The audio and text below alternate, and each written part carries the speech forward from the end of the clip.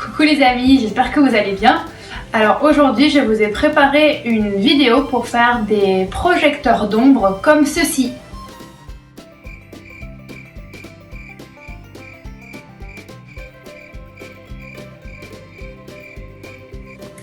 Alors pour faire les projecteurs d'ombre, je vais vous montrer deux techniques.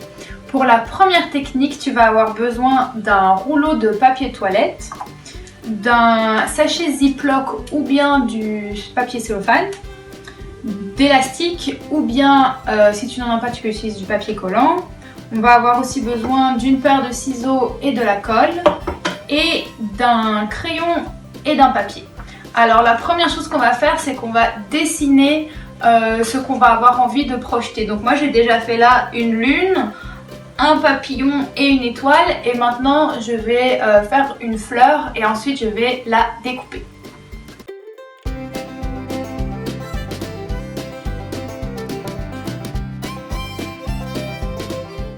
Voilà, alors j'ai découpé ma fleur et maintenant je vais venir la positionner sur mon rouleau de papier toilette.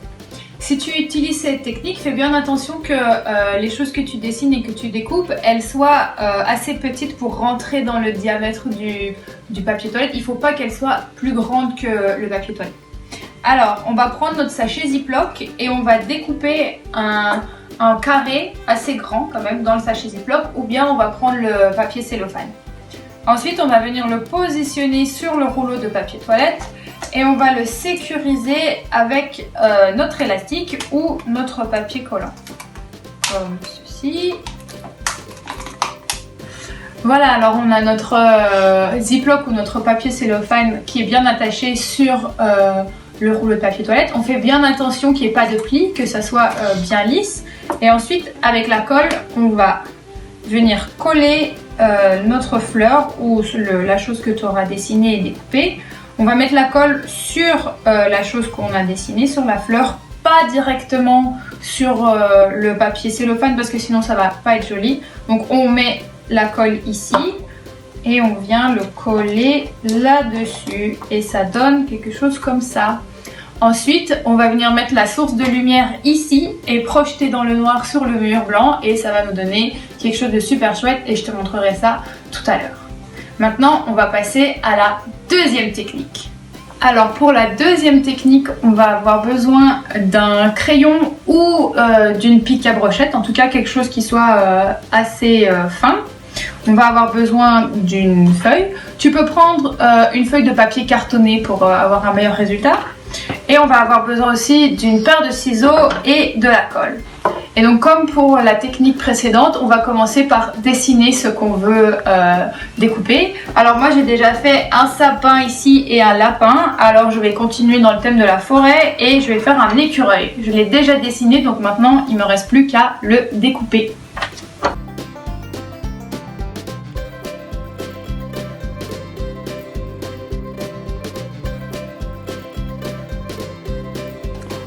Voilà, maintenant qu'on a notre écureuil, on va simplement venir le coller sur notre crayon ou sur notre pique à brochette ou même notre baguette chinoise si on a des baguettes chinoises à la maison. Pour cette technique, tu peux faire des très grands personnages qui vont tenir sur ton bâton. Et ce qui est chouette aussi, c'est de faire vraiment bien attention aux petits détails parce que c'est ça qu'on va voir dans les jeux d'ombre. Donc maintenant, il ne nous reste plus qu'à coller notre écureuil sur notre bâton.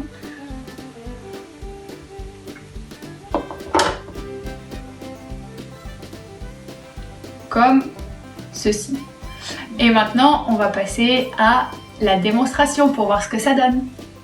Voilà, alors pour jouer avec ton projecteur d'ombre, tu dois te mettre dans une pièce toute noire, donc par exemple tu peux aller dans ta chambre, et puis tu vas avoir besoin d'une source lumineuse, donc ça peut être par exemple ton téléphone.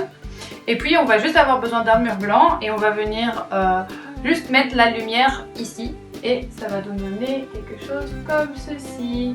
Et puis c'est à nous de jouer, d'être inventif et d'utiliser notre créativité pour raconter plein de belles histoires.